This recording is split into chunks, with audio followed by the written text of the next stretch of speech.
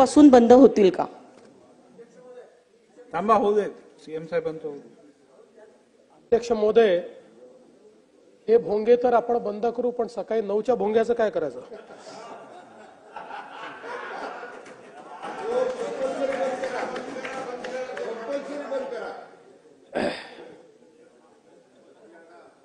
अध्यक्ष महोदय, सन्माननीय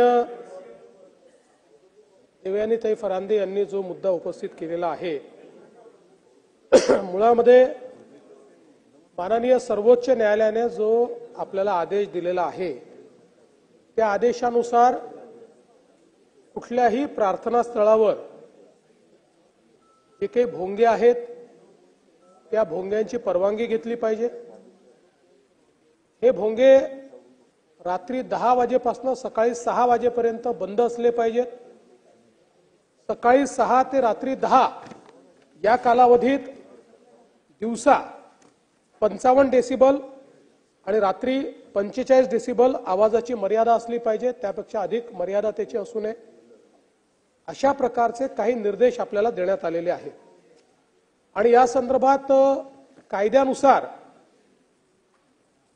जर त्या ठिकाणी अधिक डेसिबल ने एखादा भोंगा वाजत असेल तर त्याचे अधिकार हे महाराष्ट्र प्रदूषण नियंत्रण मंडळाला केंद्रीय कायद्याने दिले आहेत.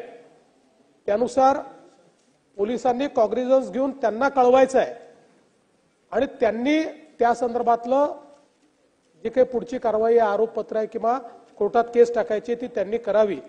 अशा प्रकारची आता कायद्याची परिस्थिती आहे. मुळामध्ये हे जरी खरं असलं तरी ज्या प्रकारे या सगळ्या गोष्टीचा अवलंब झाला पाहिजे हा होताना आपल्याला पाहायला मिळत नाही. आणि म्हणून ज्या सूचना आम्ही या ठिकाणी निर्गमित करतो आहोत त्याच्यामध्ये कोणालाही सरसकट या ठिकाणी भोंग्यांची परवानगी देण्यात येणार नाही.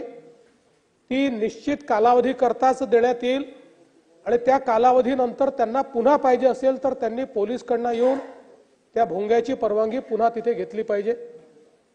दुसरं, ज्या ठिकाणी उल्लंघन होईल 55 डेसिबल आणि 45 डेसिबलचं त्यांना पुन्हा परवानगी देण्यात येणार नाही.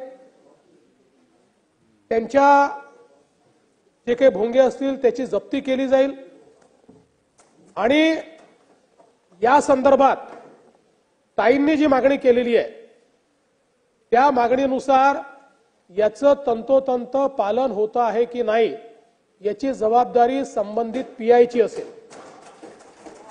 पीआयनी प्रत्येक प्रार्थना स्थळात जाऊन हे चेक केलं पाहिजे की भोंग्याची परवानगी घेतली आहे की नाही.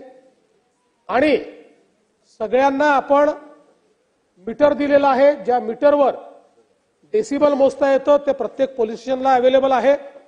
त्यामुळे अशा प्रकारे ते डेसिबल मोजून त्याच्यावर जर डेसिबलपेक्षा जास्त अशा प्रकारे आवाज येत असेल तर पहिल्या टप्प्यात एमपीसीबीला सांगणे, त्यांच्याकडनं कारवाई करणे आणि दुसऱ्या टप्प्यामध्ये त्यांच्या परवानग्यांना रिन्यू न करणे अशा प्रकारची कारवाई या संदर्भात केली जाईल आणि अतिशय कडकपणे याचं मॉनिटरिंग जे आहे ते केलं जाईल.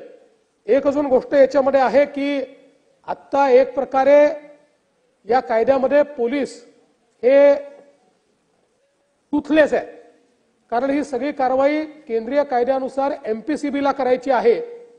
त्यामुळे त्याचे जे नियम आहेत त्या नियमांमध्येही काही बदल करणं अपेक्षित आहे.